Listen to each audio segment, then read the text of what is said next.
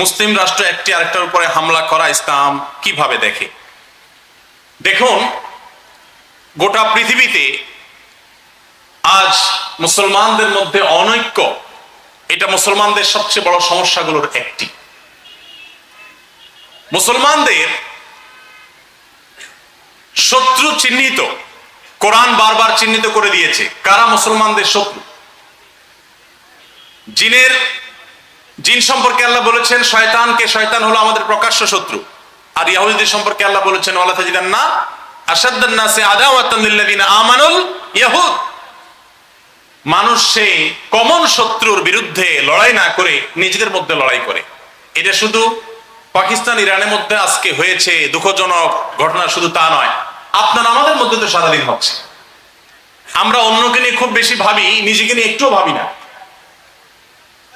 যে কারণেই হোক, হামলা পাল্টা হামলা দুটি দেশের মধ্যে হয়েছে, এটা মুসলমানদের জন্য কল্যাণকর কোনো কিছু বয়ে আনে না। যত দ্রুততার সাথে এটা নিষ্পত্তি হবে এবং দাফন হবে, ততই মুসলমানদের জন্য কল্যাণ। আমরা দোয়া করি আল্লাহ তাআলা মুসলমানদের পরস্পরের উপরে হামলা করা থেকে বেঁচে থাকার তৌফিক দান করুন। আমিন।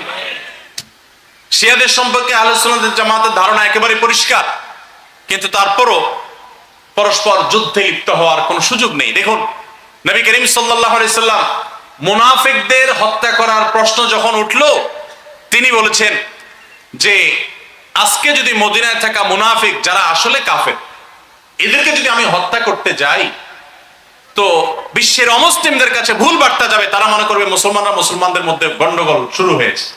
এই বার্তা তাদেরকে আমি দিতে চাই না। মুসলমানদের শক্তি দুর্বল করতে চাই না। মুসলমানদের সম্পর্কে তাদেরকে বিন্দু মাত্র মন্তব্য করার সুযোগ দিতে চাই না। তো সেই জায়গা থেকে এটা কখনো কোনো মুসলমানের কাছে কাম্য নয়। কিন্তু ভাইরা আমার, পাকিস্তান ইরানের কথা কেন বলছেন? আপনি আমি পরস্পর একই কাজ করছি কি করছি না? কিভাবে করছি?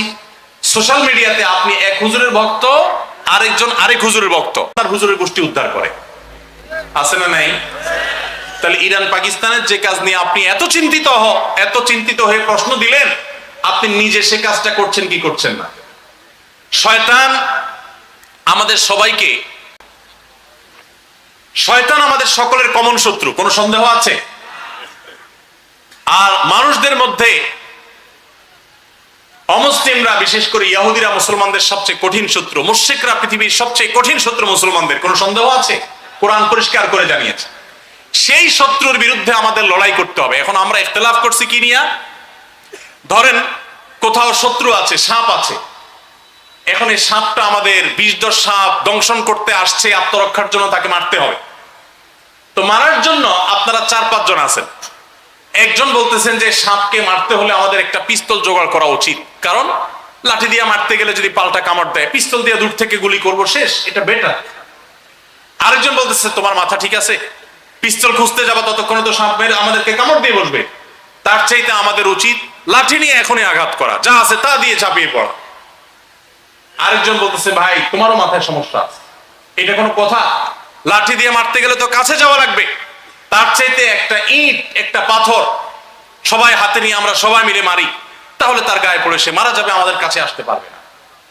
তাহলে কে বলতেছে ইট দিয়ে মারো, কেউ বলছে লাঠি দিয়ে মারো, কেউ বলছে পিস্তল দিয়ে মারো, কিন্তু মারার ব্যাপারে সবাই একমত।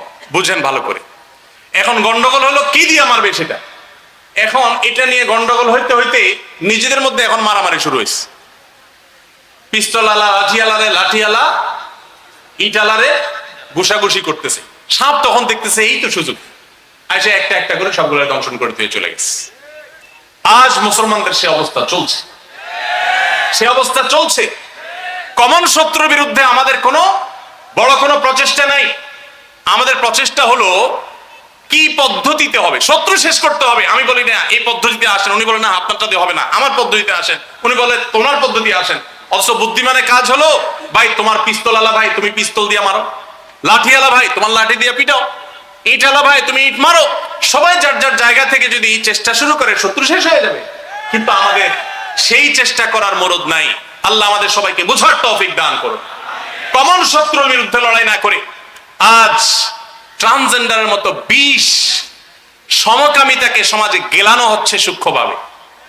সেটা নিয়ে আপনার সোশ্যাল মিডিয়াতে মাথা গরম নেই।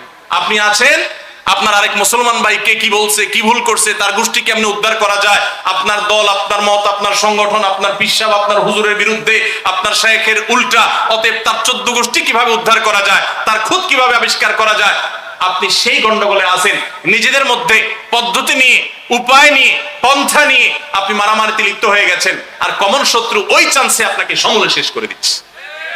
আল্লাহ তাআলা আমাদেরকে বুঝার তৌফিক দান করুন। আমরা আমাদের কমন শত্রু চিহ্নিত করে সেই শত্রুর ষড়যন্ত্র সম্পর্কে সতর্ক থাকি, সচেতন থাকি, সমাজকে বাঁচাই, নিজে বাঁচাই। আল্লাহ সবাইকে তৌফিক দান করুন।